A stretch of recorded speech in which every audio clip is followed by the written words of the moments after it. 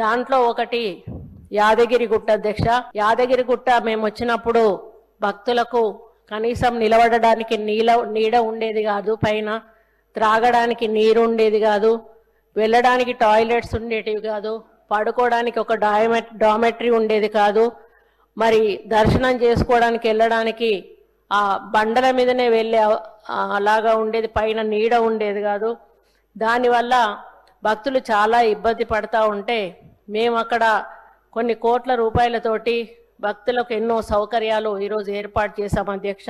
మరి అది అక్కడ ఇప్పుడు ఇన్కమ్ దాదాపుగా 200 కోట్ల పైన ఈరోజు ఇన్కమ్ వస్తా ఉంది అధ్యక్ష సంవత్సరానికి. మొదటి అంతస్తులో ఉన్న పిల్లర్లన్నీ కాకతీయుల శైలిలో నిర్మించారు.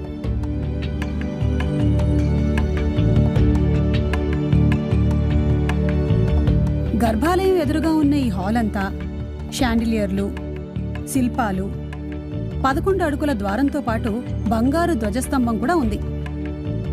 ఇవన్నీ ఆనాటి రాజసాన్ని ప్రతిబింబించేలా చేస్తోంది. స్వామివారి దర్శనం చాలా బాగా జరిగింది. అసలు ఇక్కడికి రాగానే ఒక పాజిటివ్ ఎనర్జీ వచ్చేసింది.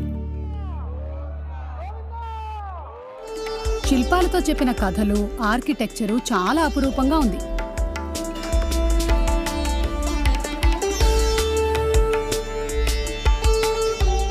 ఇక్కడి నుంచి కూడా స్వామివారిని దర్శనం చేసుకోవచ్చు రెండోసారి.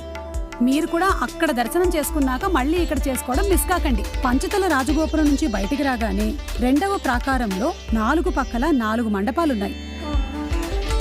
నైరుతిలో నిత్య కళ్యాణ మండపం, వాయుభాగంలో అద్దాల మండపం, ఈశాన్య భాగంలో కుబేర మండపం, ఆగ్నేయంలో ఉన్న రామానుజ కూటమిలో అయ్యగార్లే స్వయాన్న నైవేద్యం తయారు చేసి స్వామివారికి పెడతారు. ప్రాకారంలో ఉన్న 52 యాలి పిల్లర్లు 9.6 అడుగుల ఎత్తు, సుమారు 18 టన్నుల బరువు ఉంటాయి. ప్రాకారం బయట ఉన్న గోడ చుట్టూ సబ్ పిల్లర్స్ ఉన్నాయి. వీటిని బాలపాల పిల్లర్స్ అంటారు. ఈ పిల్లర్స్ ఉన్న ప్రాంగణాన్నంతా అష్టభుజి మందిరం అంటారు. ఇలాంటి మండపం ఏ ఆలయంలో అయినా చతురస్రం గాని దీర్ఘ చతురస్ర ఆకారంలో ఉంటుంది. కానీ యాదాద్రిలో పల్లవుల శైలిలో అష్టభుజి ఆకారంలో నిర్మించారు. 324 ఫీట్ల పొడవు, 222 ఫీట్ల వెడల్పు ఉంటుంది. ప్రధాన ఆలయం ఉన్న విమాన గోపురం 45 అడుగుల ఎత్తులో ఉంటుంది. ఉగ్ర నరసింహస్వామి ఎప్పుడూ ఈ గోపురం పైనున్న సుదర్శన చక్రం నుండి పరిపాలిస్తూనే ఉంటారు అని పురాణాలు చెప్తున్నాయి. దర్శనం తర్వాత పడమరన ఉన్న రాజగోపురం నుంచి బయటకొచ్చాము. ఆలయ పునర్నిర్మాణం అంతా కృష్ణశిలారాయితో జరిగింది. రోజుకి సుమారు 50,000 మంది స్వామివారిని దర్శించుకుంటారు కాబట్టి భక్తుల సౌకర్యార్థం క్యూ కాంప్లెక్స్ ని ఏర్పాటు చేశారు. ఆలయం బయటి ప్రాకారంలో 2 ఎకరాల